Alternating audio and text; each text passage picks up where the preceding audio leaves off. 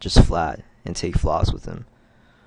Alright, Edberg c-bets pretty much 100% on flops like these, and he's capable of also leveling on these kind of boards.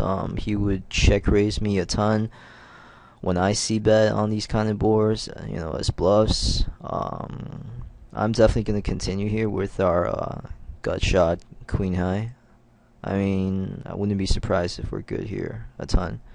We get a really nice turn, and now we're obviously calling his turn bet.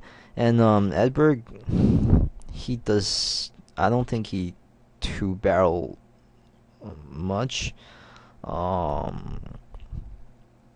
Well, neither do I on these kind of flaws. I basically I would shut down here with a lot of hands, which is what he does. So okay, yeah, that's fine how he played it. That's fine how we played it. It's pretty standard for both of us.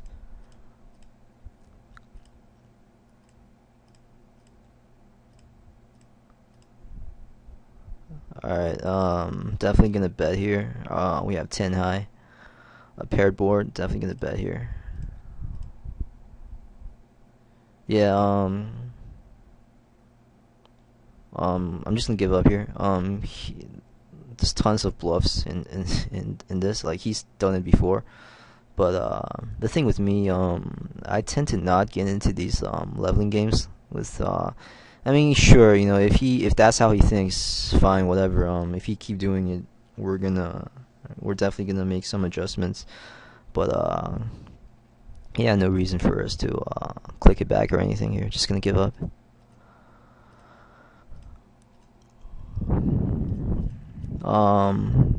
Definitely calling here with our king high.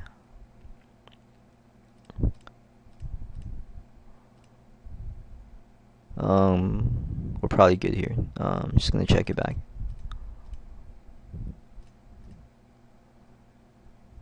So yeah, now I'm 1530. I'm always gonna min raise.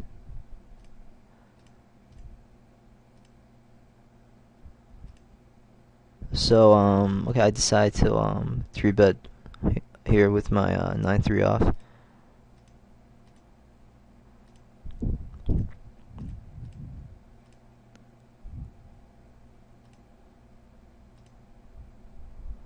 It's probably the bottom of my flatting range out of position. Definitely gonna bet here, like 80. Edberg checks back these flops a ton. I notice him doing that. Whenever he is in like a low connected board, he does try to get to showdown with his hands. And we've seen him bet, with like 5 high, like 8 high hands without showdown on those paired boards, paired and dried boards. So but yeah, we're gonna bet here. 90 is kind of big, but I don't think it matters too much.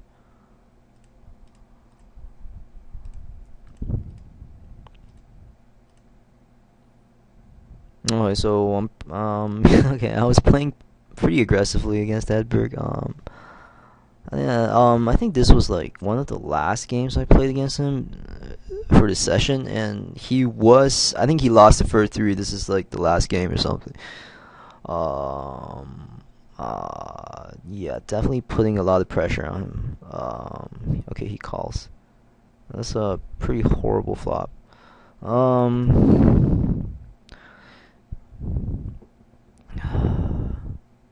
Alright, being how, okay, yeah, I remember this was my thinking basically for this hand. Being how we made our 3-bet size really big, and now the pot is 400, and Edberg has about 1200 behind him. I think like my initial reaction was, okay, he called, we should just shut down. Well, just a horrible flop for us, and our plan was to just take it down pre-flop. But then I thought, you know what, I could definitely continue on this board by making a pretty big c bet, like of I would say like 300, like three, yeah, like three quarters the pot. The reason would be I think if Edberg has any piece of this file, let's say if he has like a nice combo draw, or let's say if he has Queen Jack, Queen 10, if he has a Queen, I think he would definitely commit himself to this pot. If he has a hand like Ace 9, Ace 8, like if he has like Ace 9 with the Ace of Spade, like something like that, I think he would also commit himself to the pot rather than just calling another street. But he might do that. But just because I think a ton of like like a ton of his pre-flop flattening range, I think he would just like shove over this if we make a pretty big bet here. So basically, I'm doing this to bet fold. I'm much more willing to putting a pretty big bet on the flop here, and then like fold to his shove, rather than, let's say, betting like small, say like 200ish, and then maybe he'll call us with something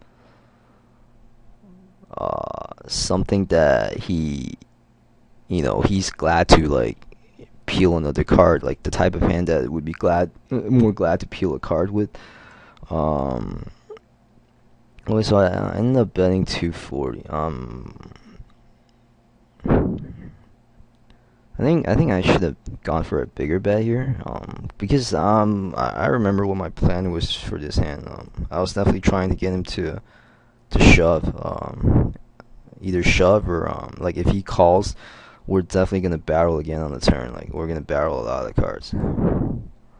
Alright, see, like it's a scare card for both of us, sure, but there's not too many Jack X hands that he would just call us on the flop with.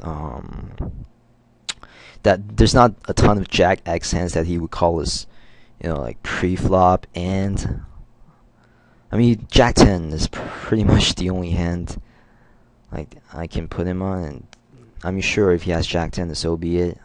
Which makes sense, how he played it pre-flop and post-flop. But I mean like having like how we played it, I think definitely we're gonna bet again here, and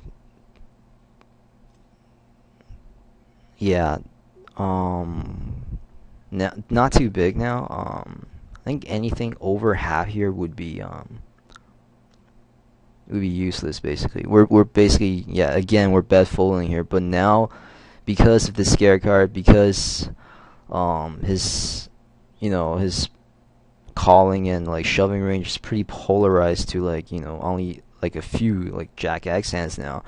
There's no need for us to go big here. There's no need for us to bet like 500 or and then having to fold when he shoves, which sucks.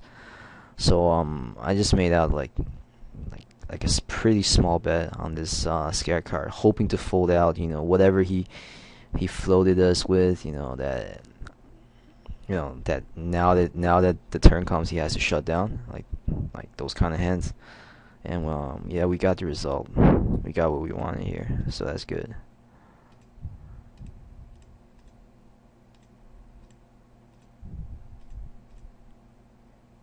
Alright, again,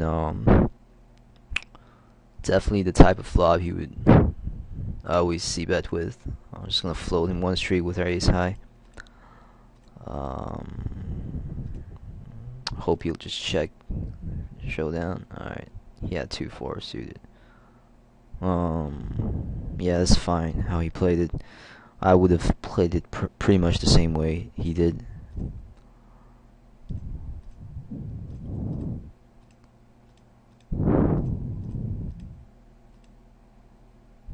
Okay, he 3-bet. We're just gonna toss it.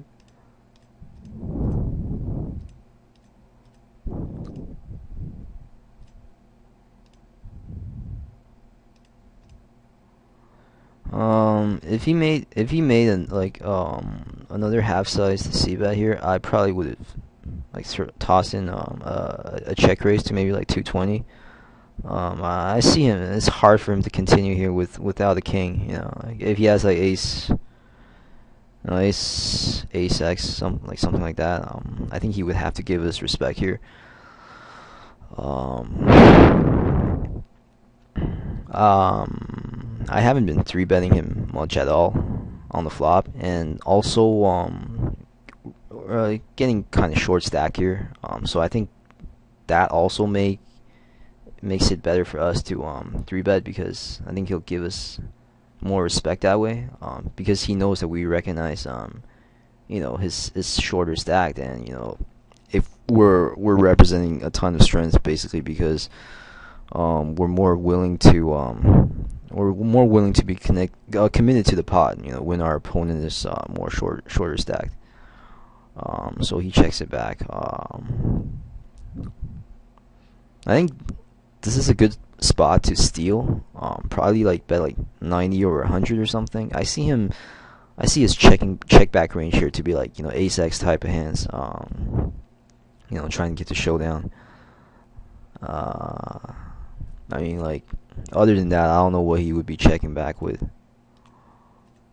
So yeah, I think that was a mistake. I should have let out here on the turn. Probably, yeah. Yeah, so he ended up having ace four. So yeah, so if we bet the turn, um, he would probably call us, and then another bet on the river would have taken it down. Yeah, I think that was kind of passive there, how we played on the turn. I mean, it's pretty easy to put him on like a hand like that on the flop, knowing the way he plays.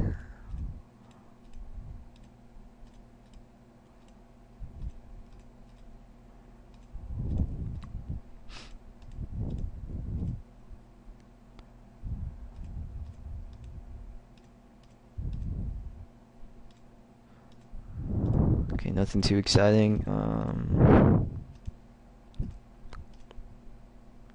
Okay, so we throw in another three bet as a bluff here. Okay, yeah, we're folding.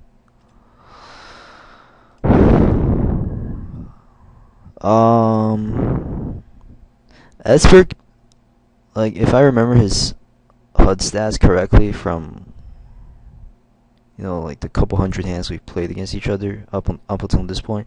Not a couple hundred, sorry, maybe like 200 hands. I think he's three betting at least 20%. I think here our only option is to shove, basically. Calling, folding are both terrible. But yeah, we're either getting like crushed here or a flip at best. So, but yeah, this is super standard, obviously. So getting in with the flip, and we take it down, and that's it. That's the end of the video. Hope you enjoyed it. Again, this is actually the first video I've ever made. Probably took a really long time to explain myself, and probably I'm not even sure if it was clear at all. But yeah, I'll try my best from now on to make